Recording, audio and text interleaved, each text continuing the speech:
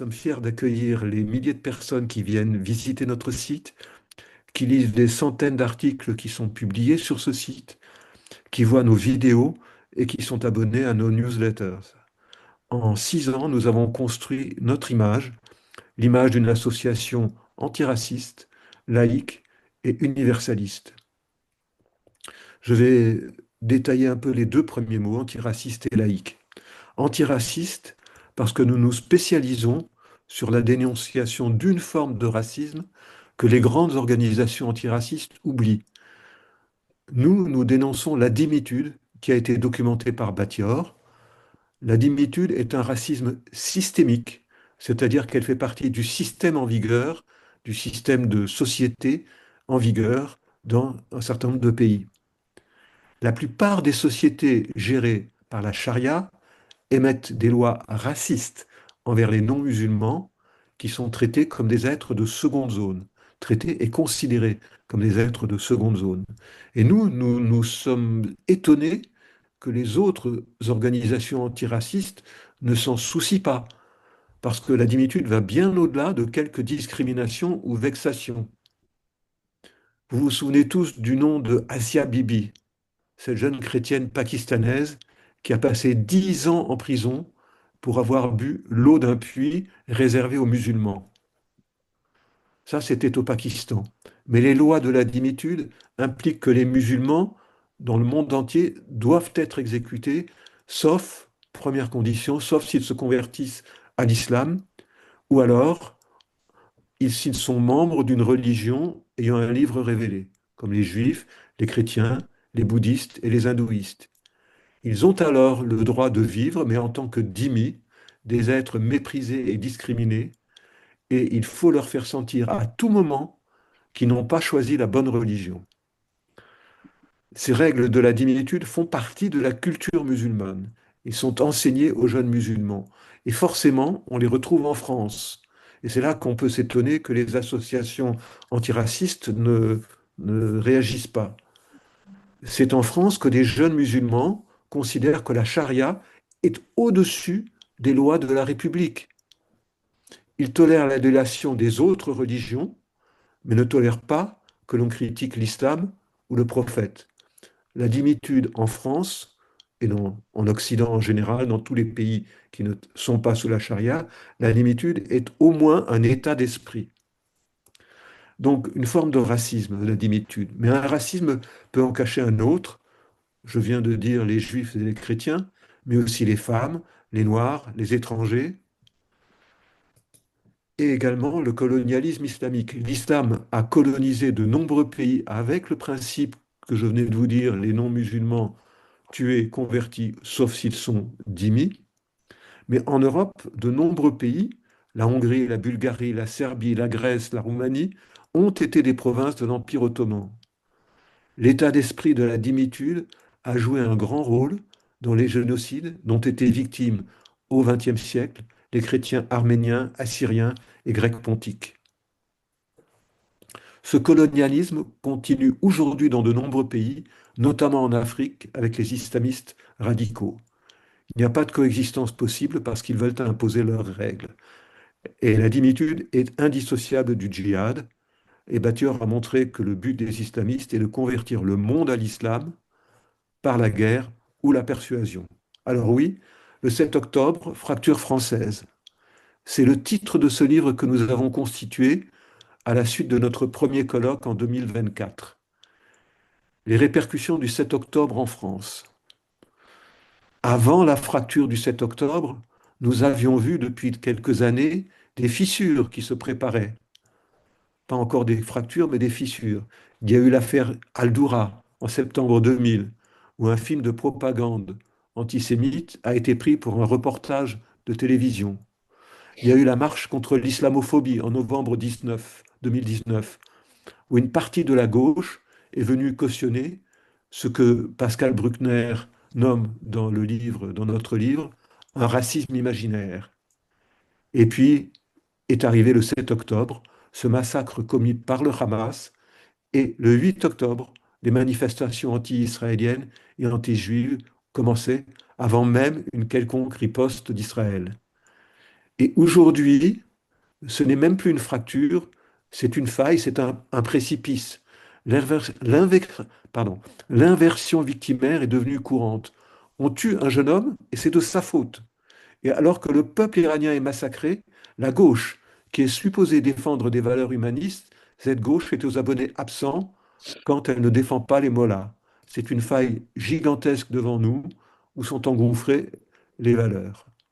Eh bien, ce soir, on va vous présenter ce livre, le 7 octobre, une fracture française, qui va vous donner tous les outils pour comprendre et pour résister. Comprendre le délire des islamistes radicaux et résister à leur tentative d'effraction dans la République. C'est ce que nous allons vous montrer ce soir, Martine Glacia, Jean-Charles Goldberg, Laurence Croix et moi-même. Mais avant de leur donner la parole, je voudrais vous citer une action en cours dans notre association pour défendre la laïcité qui est pleinement dans la ligne de ce livre. Des associations liées aux frères musulmans essayent d'imposer leurs lois dans les villes et les communes. Avec Didier Lemaire et l'association Défense, Défense des serviteurs de la République, et avec beaucoup d'implication de Martin Glacia, nous proposons une charte aux partis et aux candidats. Je cite simplement la première phase de la charte. Vous la retrouverez soit dans Marianne, sur le site de Marianne, ou sur notre site d'ImiWatch. Je cite cette phrase: avançant masqué sous des valeurs consensuelles de justice, d'inclusion, de solidarité, différentes mouvances salafistes, fréristes, indigénistes, racialistes, identitaires néo-féministes et racistes, décolonialistes et réseaux d'influence étrangères tentent d'utiliser les institutions démocratiques pour étendre leur influence, propager la haine anti-juive et le racisme, et détruire ce qui fonde notre contrat social. Je vais maintenant donner la parole à Martine Glacia. Donc Martine Glacia, qui est secrétaire générale de Dimi Watch, chargée de la communication. Martine est publicitaire, ex-directrice de la communication et du planning stratégique de l'IFOP. Elle intervient auprès d'associations tournées vers l'intégration des étrangers en France. Depuis le 7 octobre 2023, elle est impliquée auprès de collectifs luttant contre l'antisémitisme et la désinformation. Martine, je te donne la parole. Merci. Merci Alexandre. À mon tour, avant de rentrer dans mon sujet, je vais quand même présenter Alexandre pour ceux qui ne le connaissent peut-être pas encore ou pas suffisamment. Donc Alexandre est directeur sciences, ancien directeur de recherche à l'INRA, ancien chef d'unité de l'Agence de sécurité alimentaire de la Commission européenne. C'est un grand militant antiraciste depuis de nombreuses années, de longues années, et auteur de plusieurs livres sur l'antisémitisme. Il est ou il a été membre du Bureau national de vigilance contre l'antisémitisme. Il a fondé le collectif Dimi Watch il y a 6 ans, dont il est aujourd'hui, enfin dont il est depuis le début d'ailleurs, président. Et il le reste et il le restera longtemps. Donc je dis ça, petite joke entre nous, mais voilà. Euh, donc merci Alexandre. Je dis que j'ai été réélu il y a quelques jours. Voilà, c'est ça. Voilà. Et majoritairement réélu. Alors, alors moi, je voulais aussi vous dire une chose. Il y a pour ceux qui ont l'habitude, c'est peut-être pas la peine on le redit à chaque fois, mais pour ceux qui sont nouveaux, il y a une zone de chat que vous verrez sur votre écran. Vous pouvez noter vos questions et nous aborderons toutes ces questions à la fin des interventions de nous quatre. Je les synthétiserai et on essaiera d'y répondre. Voilà, donc moi je vais essayer. Alors par ailleurs aussi, c'est important de le dire, cette conférence est enregistrée et vous la retrouverez aussi en replay sur notre chaîne YouTube. Tout comme vous pouvez retrouver toutes les conférences qui sont menées par Dimi Watch, puisqu'en fait nous essayons d'en faire une par mois, voire, et c'est depuis ces derniers temps, le rythme s'accélère. Voilà.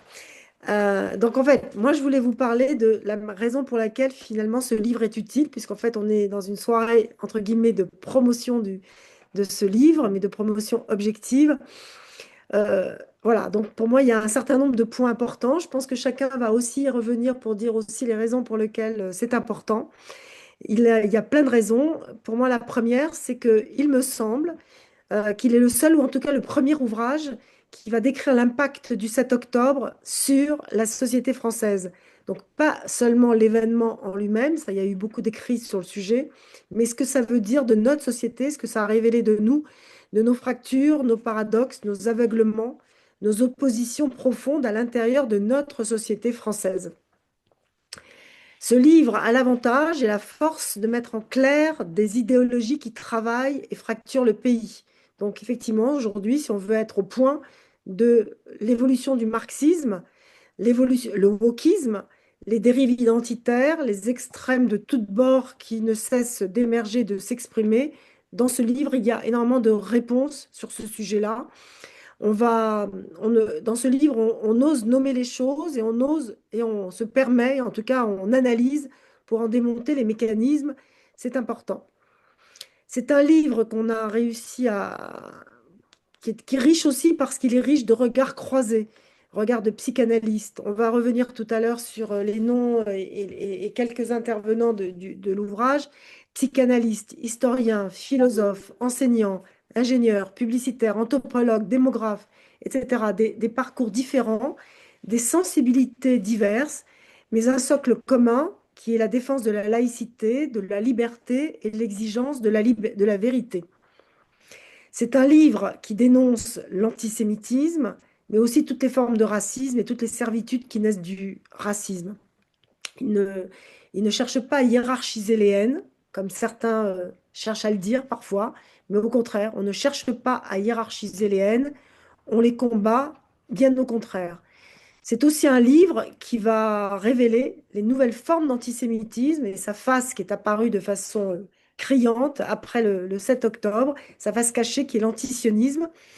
Cet ouvrage nous permet d'en décrypter l'évolution et les raisons pour lesquelles certains partis, certaines organisations, des grandes célébrités mondiales d'ailleurs, se sont emparés de l'antisionisme pour ne pas dire ou ne pas nommer leur antisémitisme. Mais ce qui est intéressant et ce qui est très fort aussi dans cet ouvrage, c'est un livre de mémoire qui donne la parole aux résistants, ceux qui se battent pour nous fournir des informations, des arguments. On en avait tous besoin après le 7 octobre, des arguments, des preuves, des outils contre la désinformation qui ne cesse de pleuvoir actuellement. Il affronte les sujets sensibles à la racine des nouvelles fractures, la montée de l'islam politique, l'antisémitisme, comme je viens de le dire, et ce fameux antisionisme devenu aujourd'hui le masque d'une haine beaucoup plus ancienne. Alors pourquoi est-ce que j'ai voulu participer? J'ai voulu participer à ce livre en fait en tant que témoin, mais pas seulement. Parce qu'en fait, après le 7 octobre, mais je pense ne pas être la seule, je pense que beaucoup d'entre vous le sont aussi, j'ai ressenti le besoin profond de me tenir dans cet élan de solidarité avec le peuple israélien, d'une part, mais aussi avec avec les Juifs de France, qui ont eu un sentiment d'isolement, de solitude après le 7 octobre. Il nous fallait être ensemble, il nous fallait agir, et agir, c'est effectivement la meilleure façon de résister. Il fallait aussi comprendre ce qui se jouait et on s'en souvient tous, on avait vraiment tous besoin, on se souvient tous, on a eu des arguments qui nous venaient de détracteurs ou même de personnes proches, entre guillemets, faisant peut-être partie d'une espèce de majorité silencieuse. Moi, personnellement, on me demandait, est-ce que tu ressens toi aussi de l'antisémitisme? Bah, vu que tu n'en as pas trop les signes, on entendait beaucoup de choses. On entendait ces termes de génocide, de colonisation, d'apartheid qui n'arrêtaient pas de fleurir partout. Et on avait besoin d'arguments extrêmement solides, d'arguments sans émotion pour pouvoir répondre, pour pouvoir réagir. Et le livre nous apporte tout ça. Et en tout cas, moi, personnellement, il m'a enrichi. Les échanges que nous avons eus entre nous nous ont donc nourris et nous ont permis d'affiner justement cette réflexion et de pouvoir être des véritables personnes qui puissent être nourries de ces arguments pour réagir. Être aux côtés de personnes et d'auteurs, pour moi, comme Georges Bensoussan, Batior, Pascal Bruckner, qui sont des noms extrêmement importants que j'ai entendus toute ma vie, J'en ai été extrêmement fière, pas par prestige, mais parce que je savais qu'on partageait la même chose et c'était magnifique de pouvoir partager la même chose avec ces personnes aussi importantes. Et je n'ai cité que, mais pour ne pas dire tous les autres.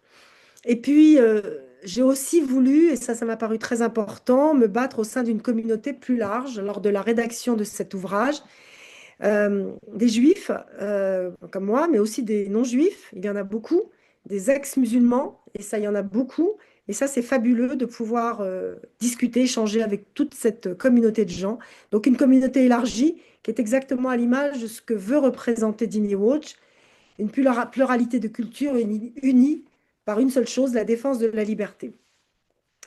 Alors, qu'est-ce que dit ce livre aujourd'hui? Parce qu'en fait, il a été écrit suite au colloque en 2024. Il s'est passé des choses depuis. Et en fait, quand on prend un peu de recul, on s'aperçoit que ce livre était terriblement annonciateur. Et ça se vérifie chaque jour. Les fractures qu'il décrivait, pardon, se sont clarifiées. Elles apparaissent beaucoup plus nettes. On a parlé de une France fracturée, une fracture française. Eh bien, la France, elle est fracturée aujourd'hui. Et les frontières des fractures sont de plus en plus nettes. Les lignes sont de plus en plus nettes. Les masques sont clairement tombés. Mais malgré toutes ces tensions, ce qui est intéressant aussi de voir, qu'est-ce que dit ce livre? Eh bien, il y a aussi eu des avancées, des choses qu'on a pu peut-être entrevoir et ou des espèces de conclusions qu'on a pu avoir, des prospectives. Eh bien, ces prospectives montrent qu'il y a eu des prises de conscience, des évolutions juridiques. On en est extrêmement fiers et très contents. Et des vérités, en fait, émergent de ce que prédisait ce livre. Alors, pour moi, c'est un vrai livre de référence. C'est un livre de mémoire et d'analyse.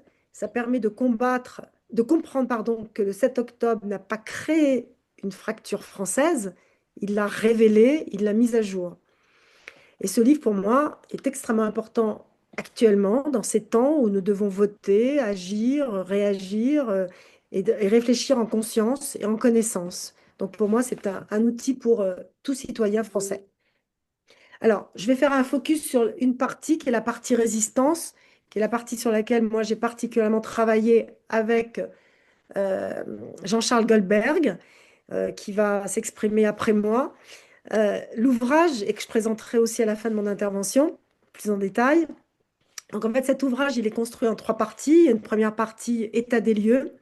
Donc il est écrit, effectivement, coécrit par 17 personnes, 17 co-auteurs. État des lieux, idéologie en lieu, et là on a un décryptage de toutes les idéologies qui sont en cours aujourd'hui, que ce soit le wokisme, le marxisme dans toutes ses nouvelles formes, etc. La problématique des apostats, etc. Euh, et le troisième partie, c'est les perspectives et toutes les actions de résistance. Et en fait, on a vraiment voulu rendre hommage à toutes ces résistances qui ont émergé après le 7 octobre. Effectivement, elle a émergé extrêmement vite, cette résistance, parce que dans la communauté juive, et pas que, on avait très vite compris que l'inversion victimaire allait se mettre en place, que l'antisémitisme et l'antisionisme prendraient le pas sur les larmes qu'on a vues s'exprimer quand même sur l'ensemble des médias le 7 octobre.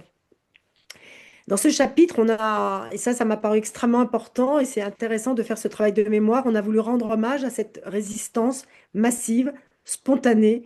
Chacun a trouvé sa place. Chacun s'est mis à former, informer, éduquer, sensibiliser, répondre. On avait besoin de ce combat, d'arguments, d'outils pour combattre avec des armes justes, la vérité, le savoir, le droit. Et comme nous sommes peu nombreux dans notre communauté, il fallait être créatif.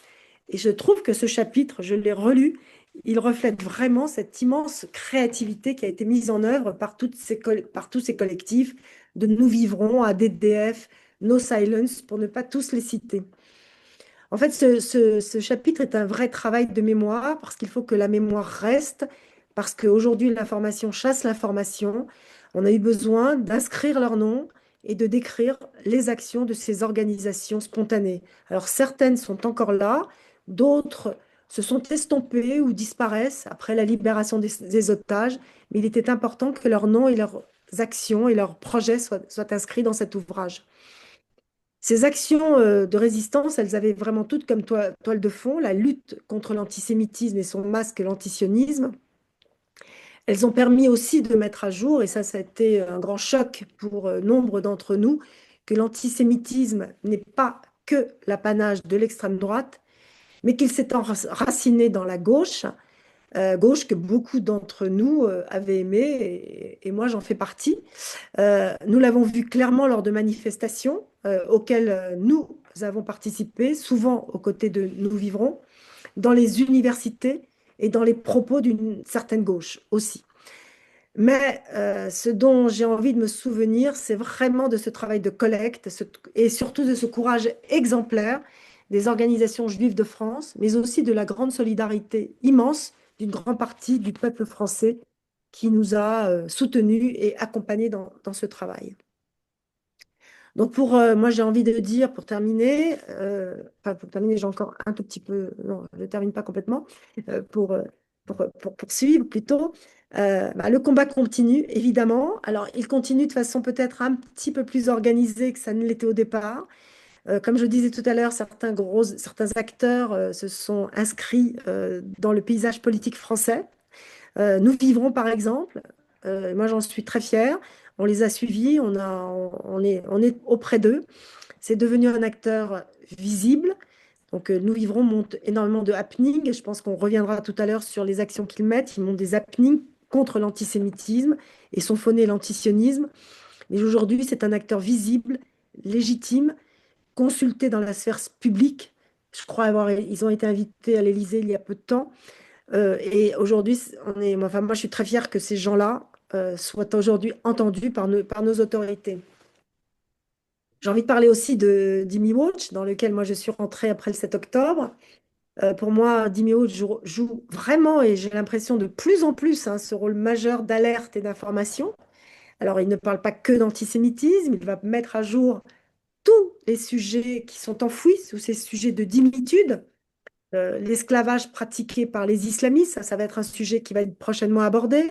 L'histoire occultée de la Kabylie, on a abordé ce sujet, il est sur nos vidéos.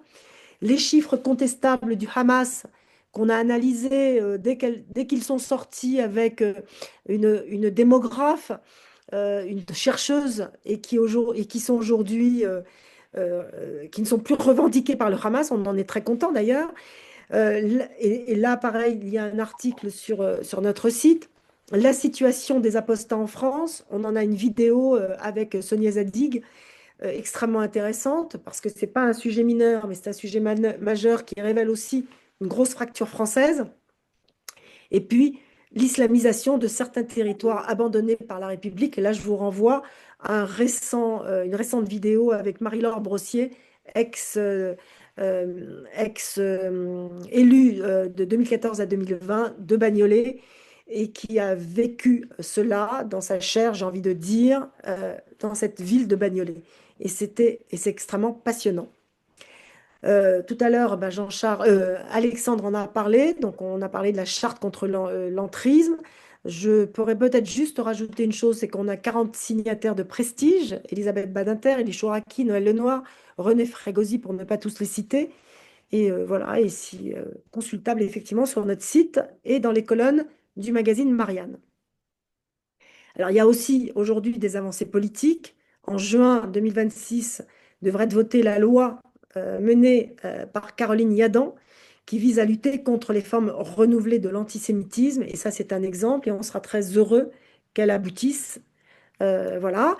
Il y a aussi une victoire symbolique importante, c'est le narratif du génocide à Gaza qui s'effrite sous le poids même des chiffres du Hamas. Et ça, c'est intéressant parce que ça montre que finalement, alors peut-être qu'on est trop optimiste, je ne sais pas, mais peut-être qu'il vaut mieux l'être que ne pas l'être, la vérité finit par percer.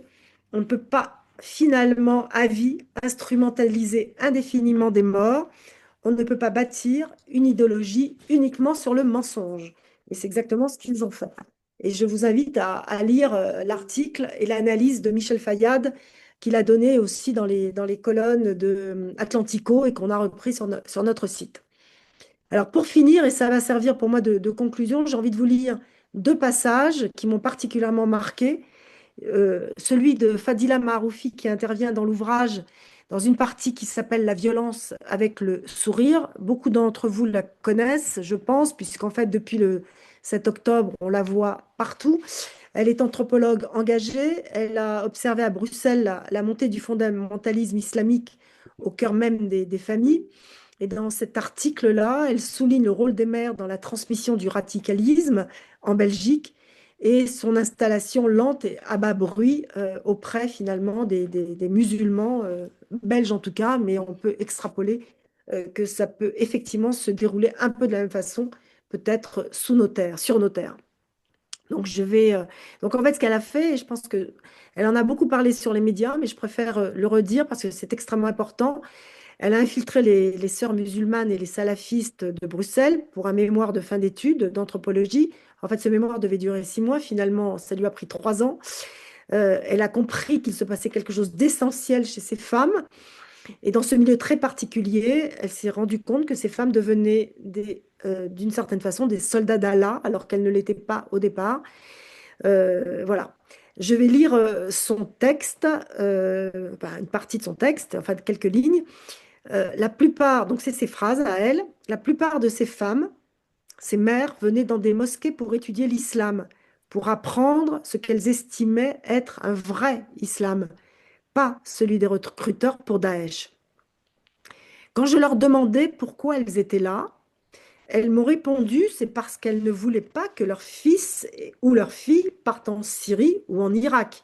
Elles voulaient donc apprendre le véritable islam pour empêcher que leurs enfants ne soient endoctrinés. Mais au bout de 6 mois, et en réalité même très vite, je me suis rendu compte qu'elles-mêmes étaient endoctrinées. Elles ont commencé à accepter des propos tenus par d'autres femmes qui leur enseignaient que les prochains à exterminer seraient les homosexuels ou les juifs. Donc c'est intéressant de lire ça parce que ça permet de voir comment cette idéologie progresse et se déploie. Et pour finir, j'ai envie de citer aussi Pascal Bruckner, qui, dans notre ouvrage, a écrit une partie qui s'appelle Désigner l'ennemi pour mieux le combattre. Pascal Bruckner est philosophe, romancier et essayiste. Et j'ai eu envie aussi de choisir cette partie-là. Pourquoi? Parce que c'est un peu en hommage finalement à tous ceux qui n'ont pas été entendus en France et qui ont parfois péri à cause de cela, comme Samuel Paty. Et donc, on a ce qu'il dit dans son texte, nos institutions ont tendance à préférer le pas de vague, pardon, à la désignation. Donc, je vais lire ces quelques lignes. Il faut supprimer ou abolir le principe de ne pas faire de vague à chaque incident dans un lycée ou dans un collège. Cela doit être monté en épingle et non pas mis sous le tapis. C'est un principe fondamental du journalisme, tout comme il faut savoir désigner l'ennemi.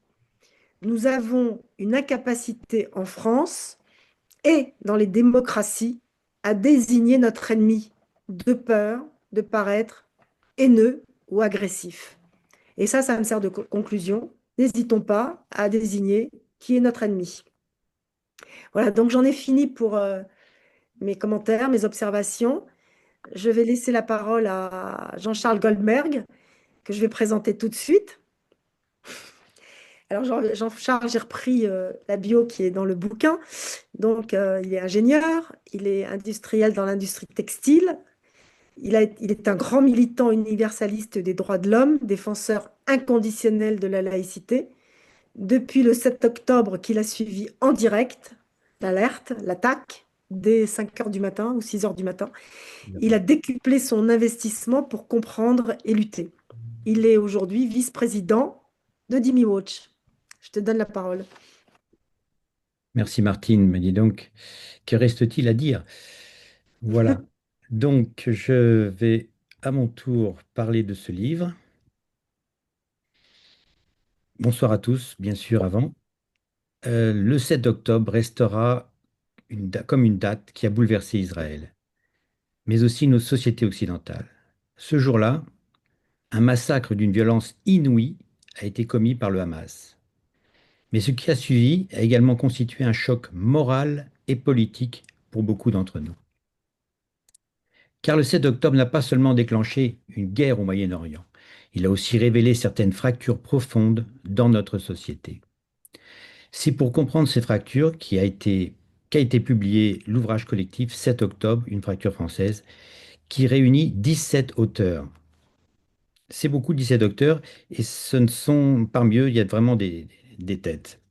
Je vais les citer pour que vous les ayez bien en tête. Gilbert Albergel, Razika Adnani, Battier-Or, Georges Bensoussan, Pascal Bruckner, Laurence Croix, que nous entendrons tout à l'heure en vidéo, Alexandre Feigenbaum, bien sûr, Martine Glacia, moi-même, Mathias Kunsel, Barbara Lefebvre, Didier Lemaire, Fadila Maroufi, Daniel Siboni, Pierre-André Taguieff, Michel Tribala, Sonia Zadig. La question posée par ce livre est simple. Comment l'attaque djihadiste du Hamas a-t-elle provoqué une onde de choc mondiale et libéré certaines formes d'antisémitisme que l'on croyait marginales? Plusieurs phénomènes sont apparus très rapidement en Occident et en France. Le premier fut le choc des images. Je les ai moi-même vues pratiquement en direct à 6h30 du matin, réveillé par une Israélienne. Une violence d'une brutalité extrême, une violence assumée et surtout une violence filmée et diffusée par les terroristes eux-mêmes. Cette mise en scène de la barbarie avait un objectif: terroriser, humilier et marquer les esprits. Beaucoup ont alors pris conscience de l'existence d'une haine ancienne, parfois très profonde. Le psychanalyste Daniel Siboni parle même d'une haine ontologique capable de devenir abyssale. Le 7 octobre a aussi mis en lumière de nombreuses confusions intellectuelles. Confusion entre l'islam et l'islamisme, confusion entre la cause palestinienne et le djihadisme, confusion enfin entre une analyse politique et une justification implicite de la violence. Certaines idéologies contemporaines renforcent ces confusions. Je pense notamment à certaines lectures décoloniales du monde qui analysent tout à travers une grille oppresseur-opprimé. Dans ce cadre simplificateur, Israël devient automatiquement le dominant et le Hamas le dominé. Cela conduit à ce que plusieurs auteurs appellent une inversion victimaire. Les responsabilités se brouillent, les victimes finissent par être accusées. Dans le même temps, la France a connu une flambée spectaculaire des actes antisémites. En un mois, plus de 1500 actes ont été recensés. 1500 actes. Pour les Juifs de France et du monde, ce moment a été vécu comme une sidération, un sentiment d'injustice, comme le rappelait Martine tout à l'heure, un sentiment d'abandon, un sentiment d'insécurité et aussi une profonde incompréhension. Pourtant, cette période n'a pas révélé seulement la peur, elle a aussi révélé une solidarité remarquable. Partout, les Juifs se sont mobilisés pour soutenir Israël, partout des défenseurs de la liberté et de nos valeurs se sont aussi levés, juifs ou non juifs. Il y a eu des manifestations qui ont été organisées pour les otages. À Versailles, tous les dimanches matins à 11 heures, nous allions nous réunir aux places du marché pour nommer, et nommer les otages et avec une photo, des pancartes et chanter des différentes chansons. Il y a eu des actions de solidarité ici, un volontariat civil, des volontariats civils dans les kibboutz, des aides aux populations déplacées sous les roquettes du Hezbollah au nord et des missiles en bas du Hamas. L'une des contributions du livre, l'une des contributrices du livre, Laurence Croix, dit qu'elle n'a plus peur. Je l'ai eu tout à l'heure au téléphone, je dirais plutôt que la violence est devenue telle que beaucoup ressentent aujourd'hui la nécessité de dépasser la peur pour continuer à agir et témoigner. Parallèlement, on observe aussi une mobilisation intellectuelle et citoyenne. Face à la désinformation massive, de nombreuses personnes se sont engagées pour expliquer, analyser, rétablir. De même, de nombreuses personnes se sont intéressées pour essayer de comprendre. Les auteurs de ce livre participent à ce travail, mais aussi d'autres intellectuels et analystes. On aurait pu l'avoir parmi nous puisqu'elle est souvent avec nous, Céline Pina, Michel Onfray, Rémi Brague, un ponte de l'islamisme, et bien d'autres simples citoyens, dont Marie-Laure Brossier, dont a parlé Martine aussi tout à l'heure, élue de la municipalité de Bagnolet, est témoin dans la commission parlementaire à propos des liens des partis politiques avec les mouvements islamiques. Elle est intervenue dans notre dernière conférence chez nous. Vous pouvez la trouver en replay dans notre page média. Et aussi, on a eu des personnes de culture musulmane, des apostats, qui essayent d'expliquer et qui s'organisent.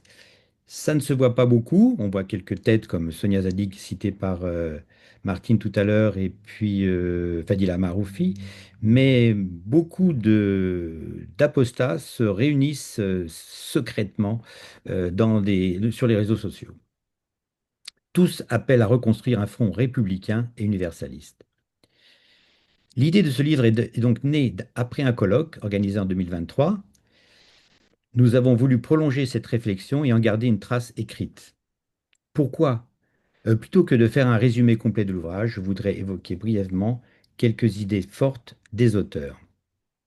Tout d'abord, Georges Bensoussan, qui a eu la gentillesse de bien vouloir faire la, la préface de ce livre. Il analyse le 7 octobre comme un massacre djihadiste inscrit dans une histoire longue. Vous connaissez tous Georges Bensoussan, l'historien. En tout cas, il faut lire, si vous voulez comprendre tout ça, il faut lire Georges Bensoussan. Il a fait en particulier un petit fascicule qui s'appelle... Il évoque notamment l'histoire de la Dima, certaines formes d'antisémitisme islamique traditionnel et des influences idéologiques modernes. Selon lui, une partie du débat occidental inverse parfois la réalité en présentant le djihadisme comme une forme de lutte anticoloniale. Ce renversement fragilise selon lui les fondements intellectuels des sociétés démocratiques.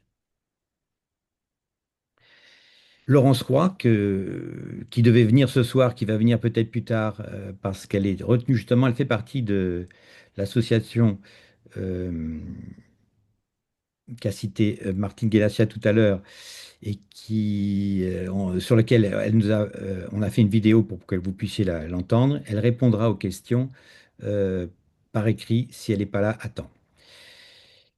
Donc, elle décrit une dégradation préoccupante du climat universitaire. Pression idéologique, intimidation dans le livre. Accusation d'islamophobie, refus d'enseigner certains auteurs. Après l'assassinat de Samuel Paty, après le 7 octobre, elle observe une montée de la peur et de l'autocensure dans certains milieux académiques. On ne peut pas tout enseigner. Nous avons aussi un auteur que j'ai voulu citer, c'est Razika Adnani. Razika Adnani distingue clairement, est une Algérienne, philosophe, qui distingue clairement l'islam comme religion et l'islamisme comme projet politique. L'islam comme religion, l'islamisme comme projet politique. Elle appelle à une lecture critique des textes religieux afin de permettre l'émergence d'un islam compatible avec les principes démocratiques. C'est une voie. Gilbert Abergel, il est incontournable, Alexandre vous en parlera tout à l'heure. C'est ce qu'il m'a dit, hein, en tout cas. Daniel Siboni, je ne vais pas dire mon héros, mais donc mathématicien, philosophe, psychanalyste, auteur de nombreux ouvrages, notamment sur les monothéismes et les rapports de l'islam aux juifs. Il montre dans son chapitre les racines de l'antijudaïsme profondément ancrées dans les écrits du Coran. Il le connaît parfaitement, il a pu citer des sourates par cœur lors de notre colloque justement avant ce livre. Pour le situer, dans un autre ouvrage, Les non-dits d'un conflit, Les non-dits d'un conflit, il analyse les racines de l'antisémitisme sous différents aspects. Religieux, islamique, chrétien, psychanalytique, il faut tuer le père, les écrits fondateurs des principes moraux qui ont précédé, pour pouvoir prendre la place et être le premier. C'est lui qui m'a donné les meilleures explications à propos de ce mal si ancien, l'antisémitisme. On est vraiment dans le cœur du sujet. Il a vraiment donné des explications dans ce livre qui sont capitales. Enfin, moi, c'est les seules que j'ai trouvées. Didier Lemaire, il a été prof. Je vais justement le décrire quand même, même si je ne sais plus si tu en parles, Alexandre. Il a été professeur de philosophie pendant 20 ans. Il a enseigné dans un lycée à Trappes. En 2021, pour avoir alerté sur la montée de l'antisémitisme, de l'islamisme, pardon, et être gêné dans ses propres cours, il a dû mettre sa carrière d'enseignant en suspens. Auteur de plusieurs livres, dont Lettre d'un hussard de la République, et faisant le constat que la profession n'avait pas de soutien du rectorat ni de l'administration, il est allé au plus haut niveau, même au ministère de l'Éducation nationale. Il en a conclu que c'est à la société civile de se prendre en main. Il est donc fondateur de l'association Les Défenseurs des Serviteurs de la République, association qui soutient les sinistrés de l'enseignement psychologiquement, judiciairement et financièrement. Notre contribution, les résistants, donc Martine vous en a fait un beau tableau. Je ne vais pas m'attarder dessus. Et je vais passer par la conclusion pour faire mes 10 minutes. Le 7 octobre, plus qu'un événement tragique, c'est un révélateur. Il révèle la persistance de certaines haines, mais il révèle aussi la capacité de résistance des sociétés démocratiques. Il ne faut pas désespérer.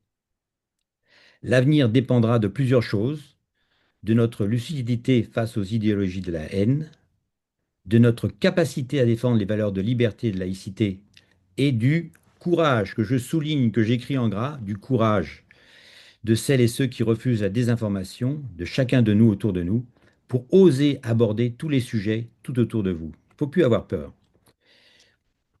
Car les démocraties ne meurent pas seulement de leurs ennemis, elles meurent aussi lorsque leurs citoyens cessent de défendre leurs valeurs. Comprendre ce qui s'est passé le 7 octobre est donc une nécessité pour comprendre le monde, mais aussi pour défendre ce que nous sommes. C'est encore possible, j'en suis convaincu. Je vous remercie pour votre écoute et je vais maintenant vous passer une vidéo de Laurence Croix qui ne peut pas directement, enfin en direct intervenir. Elle a une formation justement puisqu'il y a une manifestation dimanche auquel j'irai aussi et elle fait partie du service de sécurité. Et donc elle va venir peut-être plus tard, mais je ne crois pas moi. Sinon, elle répondra aux questions par écrit. Voilà. Et nous vous ferons parvenir, puisque j'ai la liste des 100 qui se sont branchés, la liste des réponses. Donc, Laurence Croix est psychanalyste, maître de conférences dans la faculté de Nanterre, HDR, j'ai été voir ce que c'était, c'est habilité à diriger des recherches, en psychopathologie clinique, Université de Paris-Cité, auteur de différents ouvrages ayant trait à la psychanalyse. Alors, je vais vous passer sa vidéo. Et c'est à toi, Laurence. Oui, bonsoir à tout le monde, Laurence Croix. Donc, je suis vraiment désolée de ne pas pouvoir être avec vous ce soir en direct. J'ai une formation sécurité, ce qui est nécessaire en ce moment, mais j'essaierai de vous rejoindre vers 20h30. Si je peux pas, je répondrai à vos questions par écrit aussi bien que possible. Je voulais commencer aussi par remercier Jimmy Walsh de m'avoir permis de témoigner en 2024 dans le colloque qu'il avait organisé. Ça a été important pour moi de pouvoir témoigner en public. J'avais peur déjà. J'avais peur que mes dires, mon témoignage, que j'avais vu et subi à la faculté où j'enseigne, soit mal interprété. Mais très vite, j'ai compris que ce témoignage, parmi d'autres du livre, était important. Car tout le monde ne réalise pas toujours la précipitation politique que nous subissons. J'ai reçu après ce discours un accueil extrêmement chaleureux et qui m'ont fait du bien, et je pense que ça a fait du bien aussi à d'autres personnes. Après, Alexandre m'a demandé de publier ce texte, et là encore, c'était une autre peur qui s'est installée, peur d'être associée à certains noms, pas toujours politiquement corrects, mais surtout peur que mon employeur se retourne contre moi à cause de ce témoignage. Effectivement, l'année 24-25, j'ai vécu un continuel harcèlement de l'administration, des directions, et du coup, pour vous tenir informés, c'est moi qui, au début de l'année 2026, va porter plainte et attaque l'université On en reparlera si vous le souhaitez, ou ce sera l'objet d'un autre témoignage quand la procédure aura avancé. Donc certes, ma carrière professionnelle se termine mal, dans l'immondice des idéologies religieuses et de race. Ma vie privée et morale a été atteinte, jusqu'à mon corps propre. Mais ce que je peux vous dire aujourd'hui, c'est que je n'ai plus peur. Et ça n'a pas de prix, et ça me semble vraiment le plus important. Donc, dire, agir, c'est combattre la peur, et donc lutter enfin efficacement contre l'ignorance, la méchanceté, et contre cette pulsion mortifère qui a envahi tous nos espaces publics. Agir, pour moi, ne s'est pas arrêté à dire et publier, ou encore témoigner dans le documentaire de Michael Gagné pour l'émission Ligne Rouge, qui va passer sur BFM TV. Cela ne s'est pas arrêté non plus à cette procédure que je lance contre l'université pour défaut de protection, conflit de valeurs et harcèlement. Cela a été aussi dans une association qui lutte sur le terrain et tous les terrains des discours extrêmes, des propagandes du mensonge qui hantent les haines et l'antisémitisme en particulier. Comme certains le savent ici parmi vous, je milite donc, je suis une membre active et médiatrice de Nous Vivrons. Et je pense que comme tous les membres actifs de Nous Vivrons, l'action nous permet de nous tenir debout, sans peur. Alors je ne peux que vous inviter à agir aussi pour ne pas rester dans la douleur et la plainte. Bon, alors quand même un mot sur le contenu de mon texte. La question que j'y posais, c'est peut-on encore enseigner à l'université? Car les savoirs et les connaissances sont même conditionnés par la liberté de penser et de s'exprimer. Je posais la question, au-delà de tous les faits médiatisés qui ont eu lieu dans des universités, déjà à l'époque, depuis 2015, ces faits médiatisés d'hier et d'aujourd'hui qui ne cessent pas de se multiplier. Tous ces faits ne sont finalement qu'une petite partie visible de l'iceberg. On dit de l'iceberg, moi je dirais plutôt de l'ouragan qui s'est produit depuis le 7 octobre dans le monde universitaire. Alors, ce texte, il était construit autour de 3 dates fondamentales, 2015, et tous les attentats de cette année-là, et les répercussions surprenantes sur mon université. C'était encore l'époque du hashtag pas de vague. On pouvait penser que l'institution universitaire, comme tout autre citoyen, avait peur, tout simplement peur. En 2020, c'est l'attentat de Samuel Paty, donc la deuxième date sur laquelle je travaille. Et là, je commence à évoquer une forme de soumission à l'islamisme à partir simplement des faits que j'ai vécus personnellement.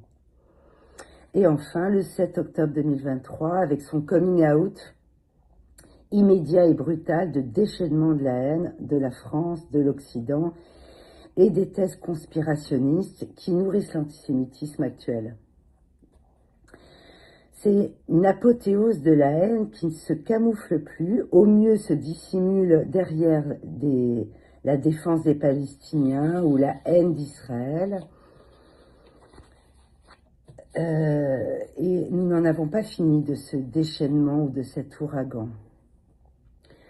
Bon, l'ensemble de mon texte tente de montrer que c'est un combat de l'ignorance contre les savoirs du côté des islamistes, et que notre combat à nous est celui des Lumières en faveur de l'universalisme, de l'humanisme, de la laïcité, qui a été l'objet même des révolutionnaires jusqu'à sa version, on va dire, définitive dans la loi de 1905.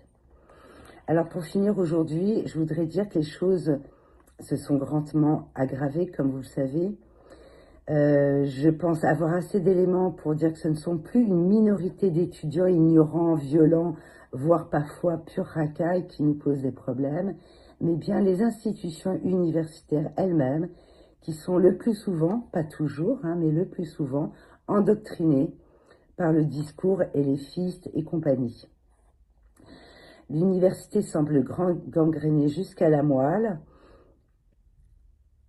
Là, contre l'antisémitisme à l'université de 2025, la loi contre, pardon, la loi contre l'antisémitisme à l'université, qui est donc parue en 2025, aurait pu être une loi efficace si elle ne mettait pas encore l'autorité des signalements et les décisions entre les mains des présidences de ces institutions et entre les mains par ceux qui la dirigent véritablement, c'est-à-dire les syndicats les plus fanatisés.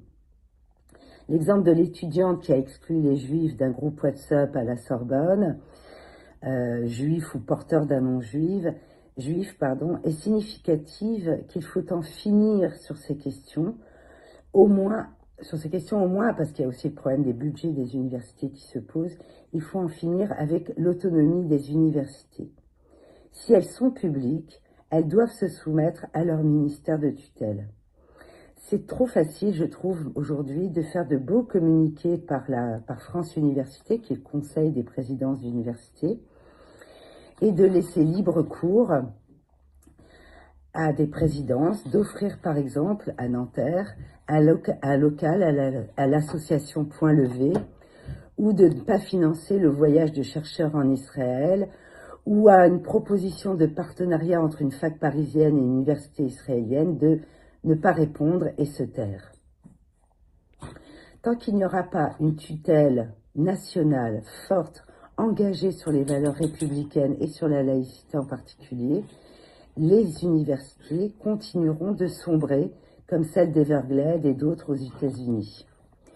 Voilà, je m'arrête là. Si je ne peux pas vous rejoindre, donc j'essaierai de répondre au mieux à vos questions. Encore un grand merci à Jimmy Walsh, à ses actions et en particulier à son président Alexandre Feigenbaum. Merci à tous d'exister et surtout continuons le combat. Venez rejoindre notre cortège, par exemple, dimanche 8 mars, le cortège de Nous Vivrons. Et pour être informé de nos lieux de rendez-vous et des règles de sécurité, il faut vous inscrire sur un groupe WhatsApp. Merci à Jimmy Walsh s'il veut bien inscrire le lien sur son site. Et au plaisir de vous retrouver bientôt. Merci, au revoir. Merci, merci à Laurence et qui devrait arriver dans les quelques minutes. Et nous l'espérons, mais je pense que son discours a été très fort. Et nous prenons les questions et comme Jean-Charles et Martine vous l'ont dit, elle répondra par écrit à toutes ces questions. Je fais une précision aussi, c'est que nous avons Fadila Maharoufi, dont Martine vous a parlé, fait partie, est maintenant membre du bureau, puisque nous avons eu une assemblée générale le 23 décembre, et Fadila Maharoufi nous a rejoints, ainsi d'ailleurs que excusez-moi, euh, ouais, Moulad Amelal, voilà, je confonds les deux noms, voilà, c'est de la dyslexie. Euh, je reviens donc sur, je reviens donc sur ma propre partie, si vous voulez, de ce commentaire, et je crois que c'était important que nous ayons dans ce livre l'état des lieux, les idéologies, résistance et perspectives. Je dois dire que le livre a été initié au colloque, mais les gens l'ont écrit et modifié jusqu'en juin 2025. Donc il est paru en octobre dernier et il est maintenant dans toutes les librairies. J'ai vu qu'il y a eu des questions pour se le procurer. Il suffit d'aller dans les librairies et ou bien elles l'ont ou bien on peut le commander, mais il n'y a aucun problème pour l'avoir. Voilà, je vais donc donner maintenant mon sentiment qui est peut-être plus politique et plus sur les idéologies, parce que j'ai pensé que c'était la chose la plus importante. Alors moi aussi, je vais donner le contenu du livre, mais aussi je vais donner ce que je ressens depuis les événements, puisque nous sommes en train de vivre actuellement. Ce que je disais, c'est les 10 jours que nous venons de vivre avec le meurtre d'un jeune homme dont on dit que c'est lui qui est responsable. Je n'arrive même pas à dire tellement c'est complexe et pervers. C'est lui qui serait responsable de son assassinat, puisque c'est à cause de ses idées, soi-disant nazies, soi-disant fascistes, mais nous n'avons, voilà, enfin, c'est absolument délirant. Et la deuxième chose qui arrive, c'est que l'Iran, qui est l'un des deux épicentres avec le Qatar, mais surtout l'Iran, qui est le véritable épicentre de l'islamisme dans le monde, euh, et, euh, et peut-être, nous devons l'espérer, en train de disparaître, en tout cas pas le pays lui-même, bien entendu, mais les mollahs qui le dirigent. Et d'ailleurs, je signale que l'ayatollah Khamenei, qui vient d'être tué il y a 2 jours, a traduit des auteurs des frères musulmans. Je pense que c'est Sayed Qutb qui l'a traduit en persan. Donc ça vous montre les ponts qu'il y a entre les idéologies des frères musulmans et, l'idéologie en Iran. Alors, la section idéologie, pour moi, c'est celle qui aide à comprendre ce qui arrive et ce qu'on peut faire. Les autres, mes amis ont parlé de ce qu'on fait. Je reviens sur ce qu'on peut faire et je dois dire que nous focalisons dans Dimi Watch pour la dénonciation des islamistes. On peut parler de tendance, de un tel qui dit que, un autre qui pense que. Nous ne voulons pas dévier. Nous savons que l'épicentre du problème, c'est les islamistes, ce sont les mensonges et les idéologies qui viennent des frères musulmans et de l'Iran. Alors, j'ai déjà parlé dans mon introduction de Batior, qui explique que dans la conception politico-religieuse de l'islam, l'humanité est divisée en deux parties, musulmans et non musulmans. Et le monde est destiné à devenir musulman par la guerre ou la persuasion. Et la guerre, ça peut être aussi bien le terrorisme qui est entre les deux d'ailleurs, qui peut être de la persuasion. Aujourd'hui, à l'heure actuelle, euh, il y a une guerre, mais je veux dire que dans les mois qui ont précédé, ce sont surtout les chrétiens africains qui subissaient le plus d'agressions et de massacres, avec une sauvagerie qui ressemble parfois à ce qui s'est passé dans les kibboutz israéliens le 7 octobre. Des meurtres barbares, des viols, des enlèvements. Voilà, la liste, vous la connaissez.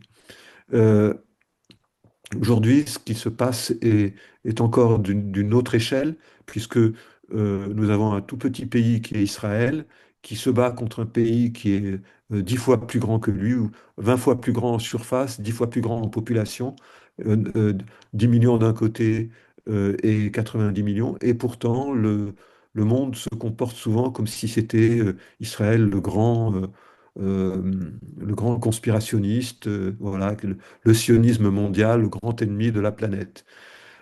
Ça, c'est extrêmement important parce que ça a été installé par l'idéologie islamique et je veux dire un mot de cela. Comme vous le savez, la Palestine a été conquise en 634 par des armées arabes et depuis, elle a longtemps fait partie de nombreux empires musulmans. Les Juifs sont les autochtones de cette région, mais ils sont toujours restés là. Quand on dit un peuple sans terre pour une terre sans peuple, ça n'a pas de sens, parce que déjà, il y avait des Juifs, on dit qu'il y avait des Arabes, mais il y avait aussi des Juifs. Et parfois, la yeshiva de Palestine a eu une très grande influence sur les communautés de diaspora, mais au XIXe siècle, avant le sionisme politique, les Juifs palestiniens vivaient dans la misère, écrasés par des impôts qui frappaient les dhimmis. Et ces impôts étaient tellement importants que souvent ils se convertissaient à l'islam pour échapper à ces impôts.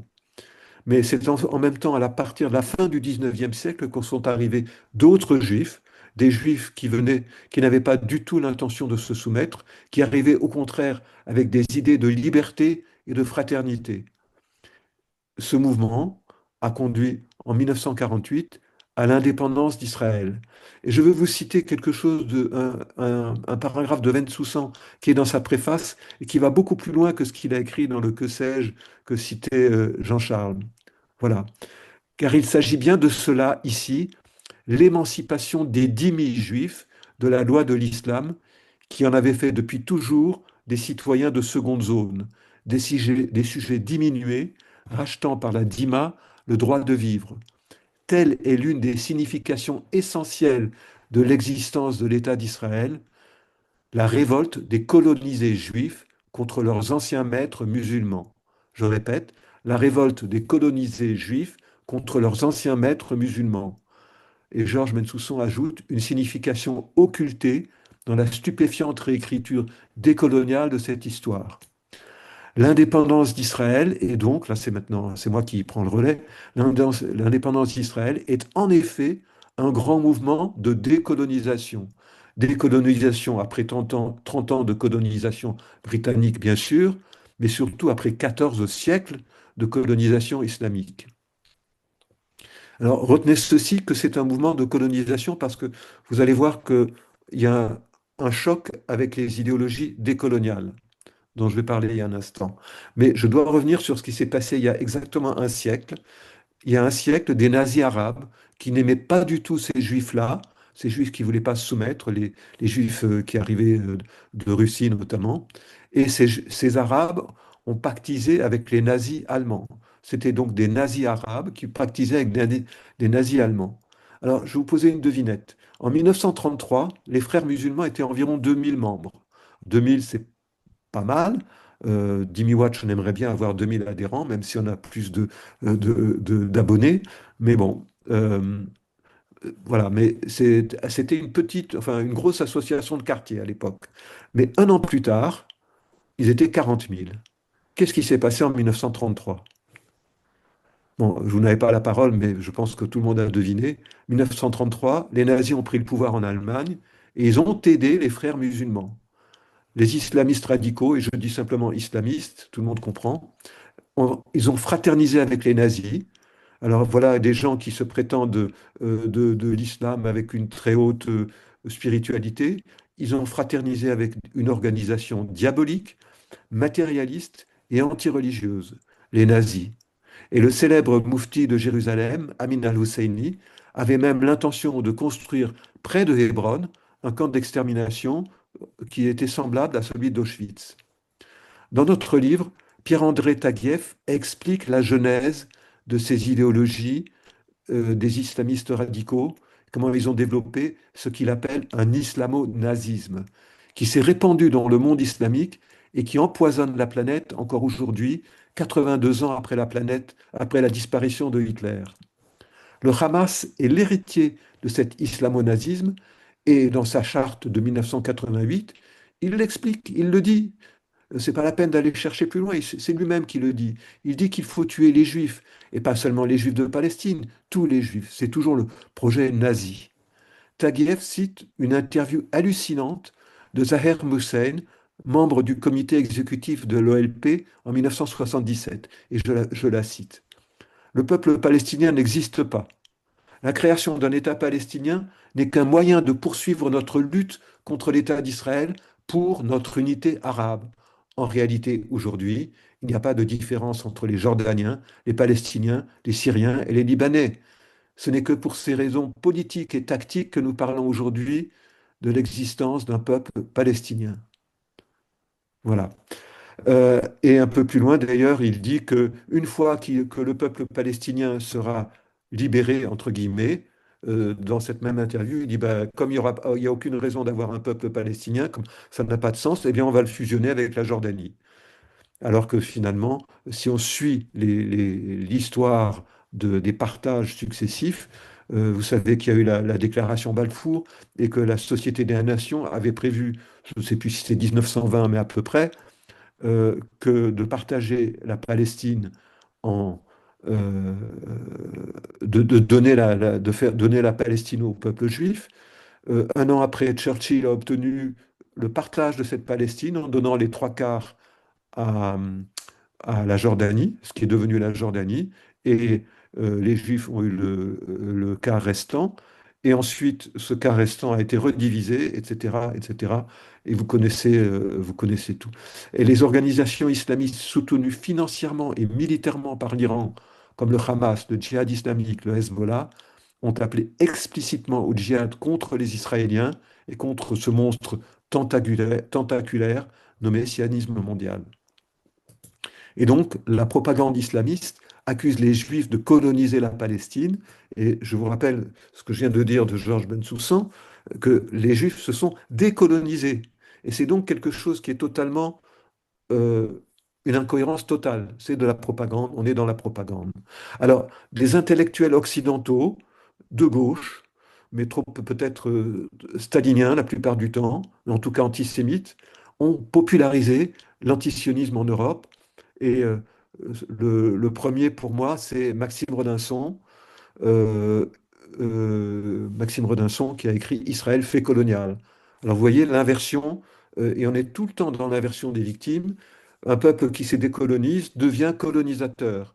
Donc, et ça, c'est Maxime Redinson qui, un peu dans les années 1990, a montré de la sympathie pour les opinions de Roger Garaudy. Donc, à part Maxime Redinson, il y a Enrique Dussel, je le cite dans mon chapitre, et je cite Ramon Grossfogel également. Et Ramon Grossfogel explique quelque chose d'étonnant. Il part de 1492, pour lui, ça a été la date où tout a changé. Conquête de l'Amérique, l'esclavage, terrible pour les Indiens, terrible pour les Africains. Et voilà, c'est 1492. Il oublie que 1492, ça a été aussi l'expulsion des Juifs, mais ça ne l'intéresse pas. Pour lui, 1492, ça a été la date du développement du capitalisme. Et le moteur du capitalisme, selon lui, c'est l'islamophobie. Ce serait la forme ultime du racisme. Lutter contre le capitalisme, c'est lutter contre l'islamophobie. Donc, je ne sais pas si vous voyez, euh, j'imagine que je vous apprends quelque chose, mais c'est une idée qui marche, une idée qui est à gauche. Et je ne sais pas si vous avez vu récemment sur les télévisions, on a vu Raphaël Arnaud dans une séquence en mars 2025 où il était debout dans une diatribe à l'Assemblée nationale où il invectivait tous les députés islamophobes et racistes, c'est-à-dire en fait tous les députés, tous ceux qui ne font pas partie de LFI. Et pour lui, c'est l'islamophobie qui lutter contre l'islamophobie, c'est lutter contre le capitalisme. C'est donc cette idéologie de ces idéologues comme Dussel et Grossfogel qui est ultime. Pour Dussel, la Shoah n'était qu'un conflit entre des industriels juifs et des industriels allemands.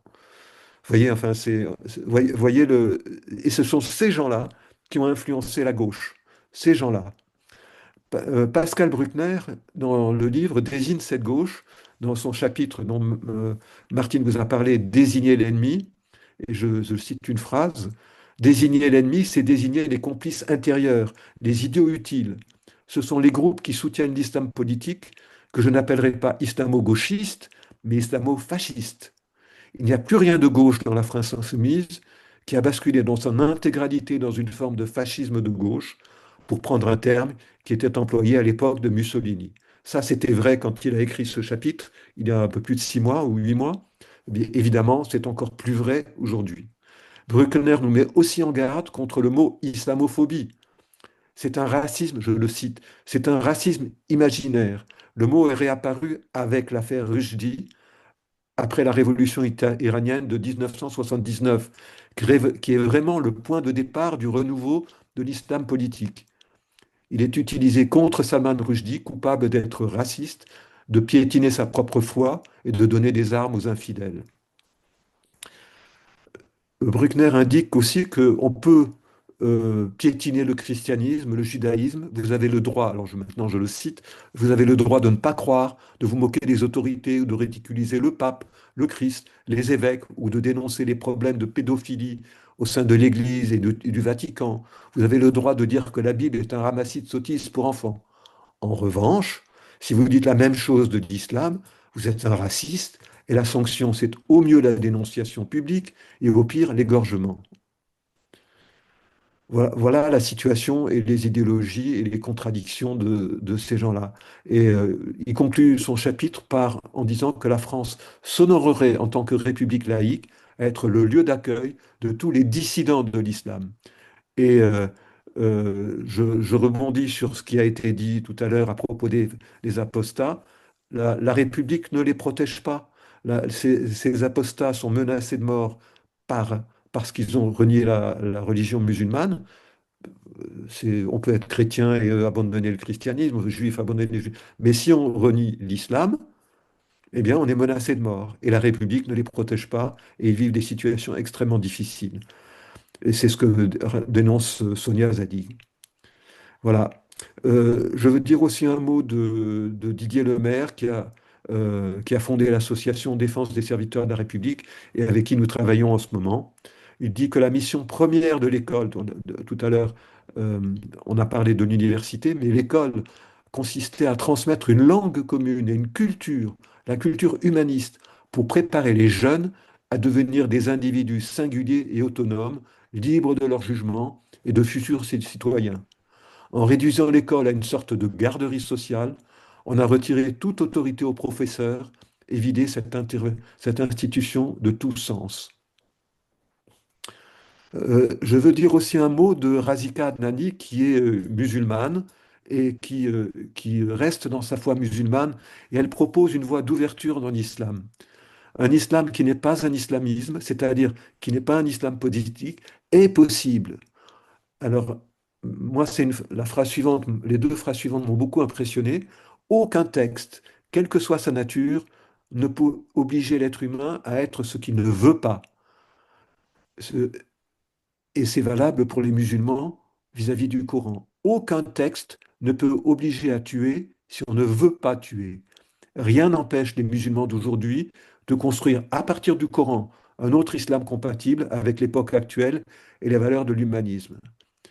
Évidemment, ce n'est pas notre problème d'aller regarder. Nous combattons les islamistes et sélectivement eux et uniquement eux, parce que nous savons qu'ils sont à la source du mal. Mais nous combattons en même temps les idiots utiles qui se servent d'eux pour alimenter ou pour justifier leur antisémitisme. C'est le combat des Lumières contre l'obscurantisme que nous avons à mener au XXIe siècle, en tant que citoyens et universitaires, disait Laurence Croix.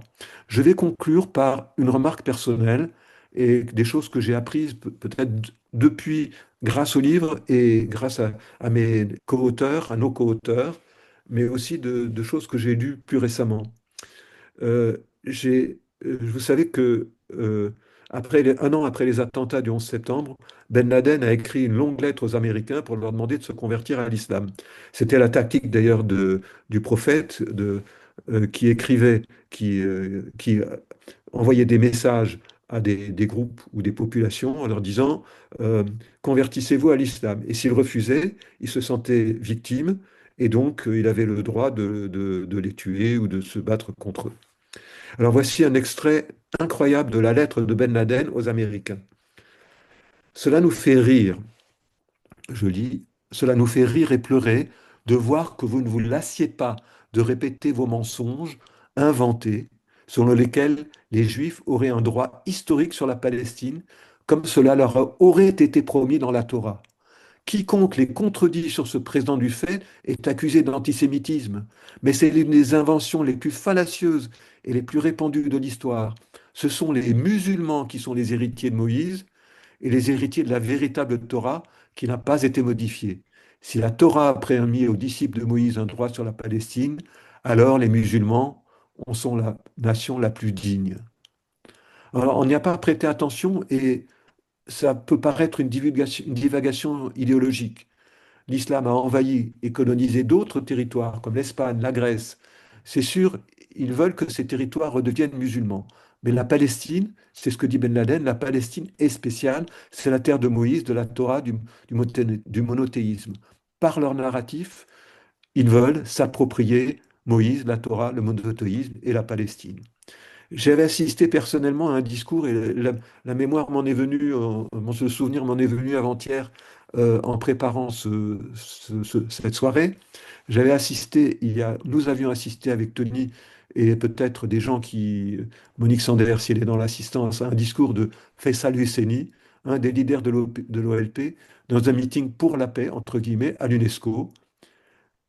Et Faisal Husseini, c'était pas donc le grand moufti, c'était peut-être un membre de la famille, mais il disait, nous, les Palestiniens, nous voulons récupérer notre héritage, nous voulons récupérer la Torah.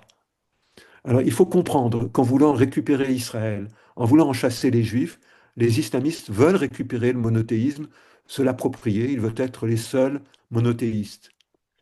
Et c'est un peu comme s'ils voulaient réparer la non-conversion des Juifs de Médine.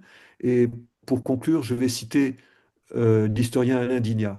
Un jour de février 627, les musulmans ont décapité 700 hommes juifs et les ont ensevelis dans une grande fosse de la place du marché de Médine.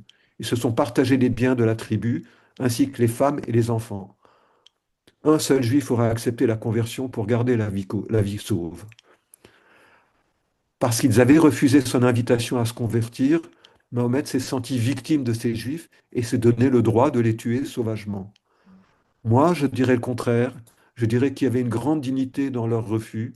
Je dirais que c'était eux, des résistants et des vrais. Et les LFistes devraient s'en informer, eux qui considèrent que c'est le Hamas comme un mouvement de résistance. Pour comprendre le conflit du Moyen-Orient, il faut d'abord connaître la position des islamistes. Et c'est ce qu'on fait dans le livre Batior, Pierre-André Taguieff, Mathias Kunsel, Razik Azani, Sonia Zadig et Pascal Bruckner notamment. Et je vous remercie de votre attention. Alors, est-ce que, entre-temps, Laurence Croix est revenue parmi nous? Elle devait arriver vers Non, 20h30. je la vois pas. Laurence? Bien. Alors, nous allons, Martine va reprendre maintenant les questions. Voilà, je vous remercie pour votre participation et je vous donne rendez-vous donc le 10 mars. Ça sera avec des grands spécialistes de la gauche et de l'Iran. Et à très bientôt. Merci à vous. Et merci pour Merci. votre Au écoute. revoir. Bonsoir.